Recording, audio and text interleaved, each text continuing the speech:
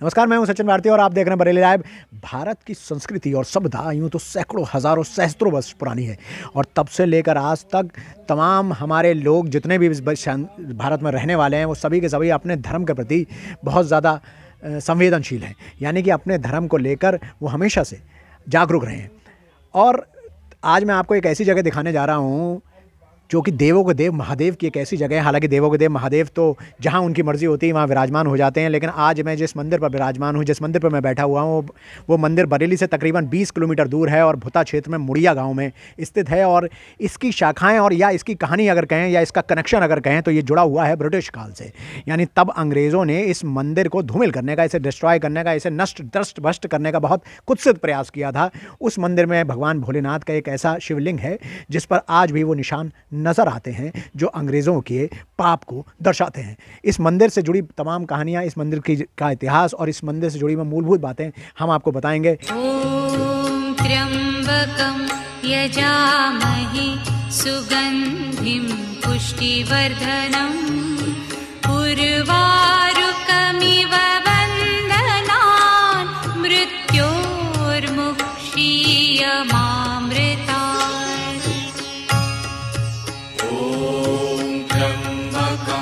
यजामहे सुगन्धिं पुष्टिवर्धनं उर्वारुकमिव बन्धनान् मृत्योर्मुक्षीयमामृतात्।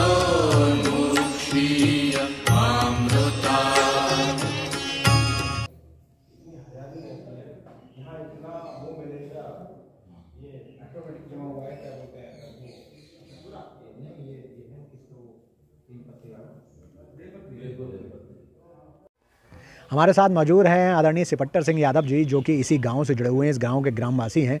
आइए उनसे जानते हैं कि इस मंदिर का ये इतिहास जो हमने आपके सामने रखा वो कितना पुराना है और कितनी भव्यताएं लिया हुआ है। सर, बहुत बहुत स्वागत है आपका। ये क्या शुभ नाम है आपका पूरा? हमारा नाम सिपट्टर सिंह यादव है। कितने साल से आप इस गाँव में रहे हैं? हम तो इस गाँव में जन्म से ही हैं।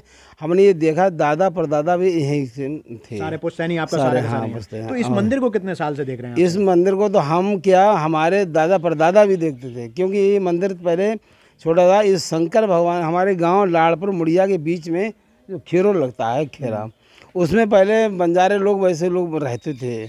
उन्होंने इसको और लोग आगे आके साकर से तार उससे खिंचवाया, हाथी से। अच्छा, जो इसका शिवलिंग है उसको, शिवलिंग इसके बारे में क्या मतलब किसने खिंचवाया था? किसमें जो लोग यहाँ थे, नवासी थे यहाँ पे, मतलब खेरो है। अच्छा, वहाँ पर जो लोग थे बंजारे लोग थे पहले। अच्छा, बंजारे। हाँ, वो लोगों ने, और मतलब पुराने जैसे मान लो अंग्रेजों द्वारा खिंचवाया गया, कहने पर मतलब उन लोगों ने खींचा, मतलब बंजारा जाति ने खींचा अंग्रेजों के कहने पर। जी हाँ, और हाथी से, उसे सूंड से, साकर से खिंचवाया, मगर फिर भी नहीं हिले। ये शंकर भगवान ये पहले से ही इतने मान्यता है इनकी है, बहुत है। और हम तो ये देखते हैं, जो इनकी शरण में आया, जो भी शरण में आया वो इन्होंने उद्धार किया उसका। तो हमारा ये मंदिर बहुत पुराना है, बहुत सदियों का मंदिर है। हमारे दादा परदादा यहीं थे और तब से ये मंदिर चल रहा है। इसमें शिवलिंग में ऊपर से एक सर कट बना हुआ है, वो कट बना हुआ है, तो किसी ने किसी तरीके से उसमें घन फैला था। अच्छा, घन से, घन, हाँ, घन से उसमें कहीं नहीं उठता है, उस घन डट गया मारने के लिए। उसका सिर में उसमें जख्म आए, हाँ। तो ये जो ऊपर की बाउंड्री, जो पूरी बिल्डिंग है, ये बाद में बनी थी? ये बाद में, ये तो पहले तो ऐसा है, शिवलिंग यहाँ थे, उसके छोटा सा मंदिर था ये। अच्छा, छोटा सा मंदिर बनवा दिया है दादा परदादा ने उस समय। अब तो ये ग्राम पंचायत द्वारा और हम आप सब लोगों ने चंदा दे करके थोड़ा थोड़ा करके ये कर दिया गया।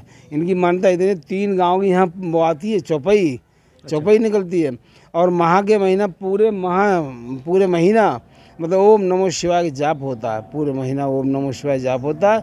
उसके बाद में भंडारा होता है। साल में कितनी बार होता है ये कार्यक्रम? साल में एक तो माह में होता है। अच्छा, पूरे माह, सावन के दौरान, और नहीं, जो माह आता है महा फागुन। अच्छा, फागुन से पहले, होली से पहले तो शिव तेरस लगती है।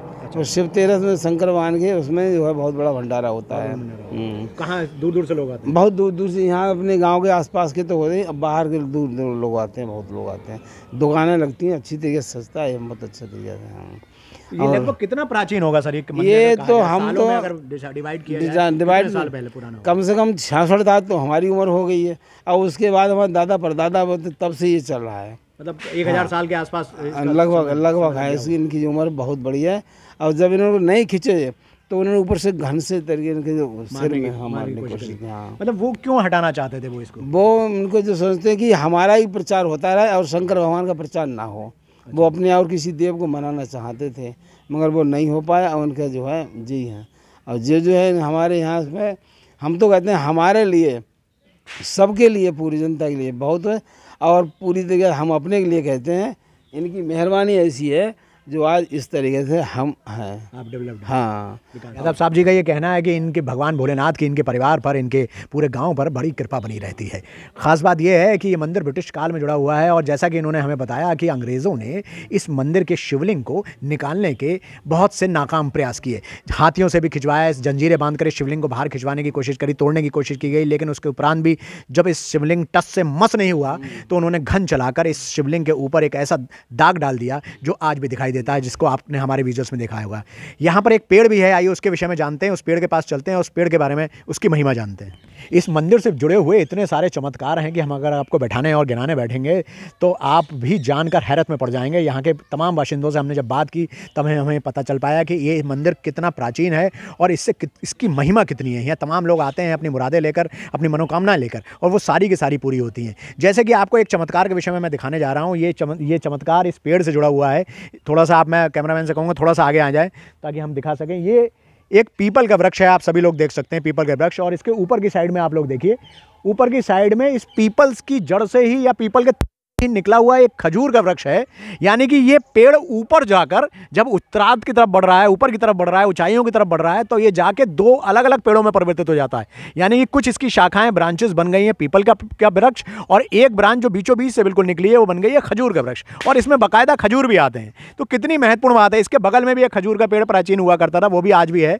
ये देखिए खजूर का पेड़ उसके बगल में है। लेकिन कभी आप लोगों ने ऐसा देखा कि एक पीपल के पेड़ के अंदर से एक खजूर का वृक्ष निकल रहा है, और खजूर भी वो हमको प्रदान कर रहा है। इसके विषय में जानते हैं, हमारे साथ सर लोग हैं, सर से जानते हैं। पहले ये कितना प्राचीन है ये पेड़? अभी ये साहब काफ़ी पुराना पेड़ हो गया है, करीब हो गई होंगी 25-30 साल से ज़्यादा हो गई होंगी, तब से ये पुराना है पेड़। ये दो पेड़ एक साथ कैसे जुड़ गए आपस में? ये पहले पेड़ पीपल का था, ये बाद में खजूर का निकल आया था। पीपल में से निकला? जी हाँ। ये कैसे संभव है? आप तो किसान व्यक्ति हैं, ऐसा क्या संभव है? ये तो साहब भोले बाबा की कृपा है, ये तो शंकर जी जाने।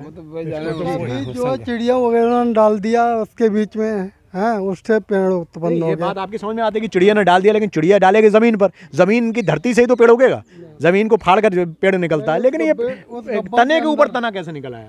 गब्बे बने हुए हैं। अच्छा, हाँ, उस गब्बे में से निकला है। गब्बा थोड़ा सा बताइए क्या होता है गब्बा?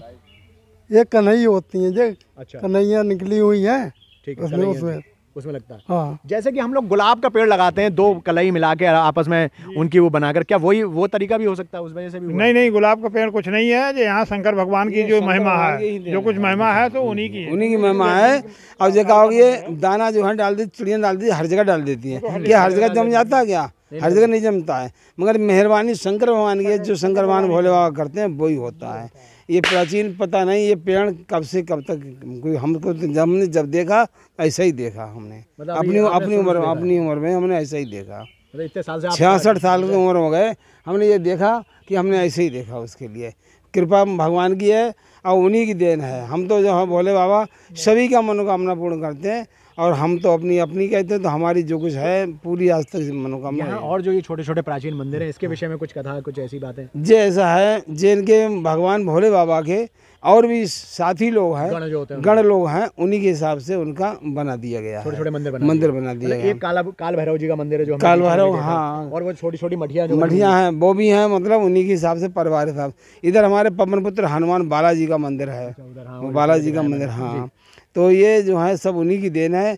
और भगवान के साथ में जितने कितने गढ़ चलते हैं, तो हम लोगों ने बनाया क्या, वो तो उन्हीं की कृपा है। जो बना दिए, पता नहीं उनकी महिमा कितनी चलती है। अच्छा, गांव के लोगों को इस मंदिर से कुछ ऐसा लाभ हुआ, कुछ ऐसा चमत्कार आपको नज़र में है, कुछ ऐसा फायदा हुआ, कुछ ऐसा ध्यान में हो? गांव में तो मन्नत पूरी हुई या कुछ ऐसा मिला लोगों को? बहुत लोगों की मन्नत पूरी हुई है।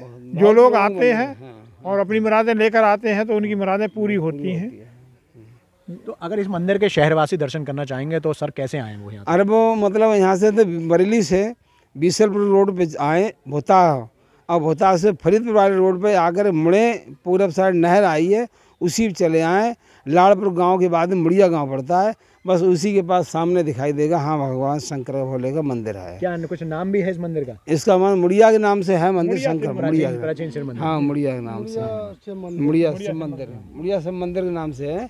अब किसी से पूछ ले, कहीं किसी से पूछ ले मुड़िया शिव मंदिर जाना है, सब बता देंगे। मुड़िया शिव मतलब इतना जागरूक मंदिर, जागरूक मंदिर है। तो मुड़िया शिव मंदिर के नाम से, जो कि भोता क्षेत्र में है, मुड़िया गांव है, और वहाँ पर ये मशहूर और प्राचीन सिद्ध मंदिर है भगवान भोलेनाथ का, जहाँ का मैंने आपको बताया कि ब्रिटिश काल में जिसका विदोहन करने की चेष्टा हुई थी। आज वो मंदिर बहुत प्राचीन है और यहाँ मेले भी लगते हैं, साल में कई बार शिव तेरस के दौरान मेला लगता है। और यहाँ के तमाम ग्रामवासी ये बात मानते हैं कि इस मंदिर में आकर वो जो भी अपनी मनोकामना मांगते हैं वो सारी की सारी पूर्ण अवश्य होती हैं। आप लोग भी अगर बरेली के वासी हैं, बरेली के आसपास के वासी हैं, तो आप लोग भी इस मंदिर में आ सकते हैं और यहाँ दर्शन कर सकते हैं।